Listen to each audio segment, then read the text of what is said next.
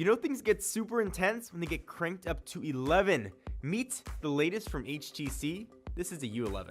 Phones seem to be going longer and thinner with like a 2:1 aspect ratio or like a 2.765 by like 1.2.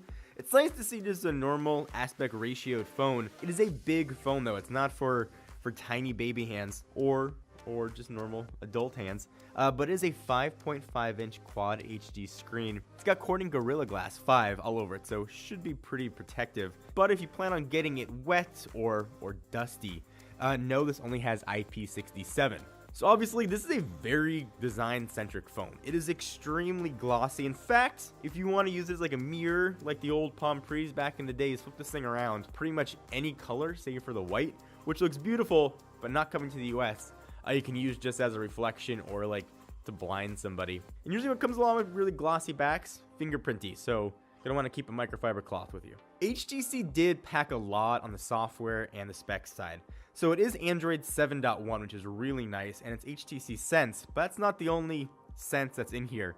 The big story with the U11 is the Edge Sense. Essentially, you can squeeze the phone, and you can almost use it like two separate buttons. A short press can be anything you want. You can launch the camera, you can launch a web browser. They made it really customizable. And a long squeeze can launch something else. So you essentially get two separate buttons without having to find and locate two separate buttons on the phone. In our testing, it worked really well. It's kind of fun to set up. Don't know how useful it's going to be on a daily basis, but if you want extra buttons, you find yourself looking for shortcuts. It's a really ingenious way to do it. HTC did a nice job putting it together.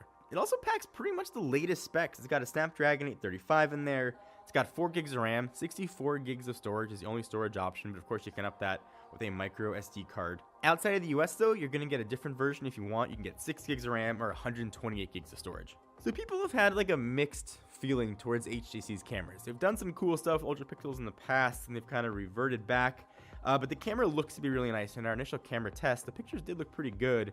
It's a 12 megapixel UltraPixel 3 sensor, and it packs the latest camera stuff that you'd expect: safe detection, self-timer, dual LED flash, f1.7 aperture, HDR boost, 4K video recording. The front camera really packs megapixels. It's a 16 megapixel sensor. It's got a live makeup feature, auto selfie, voice selfie. You've got a self-timer up to 10 seconds, HDR boost, selfie, panorama, and full 1080p video recording. So a really nice selfie camera.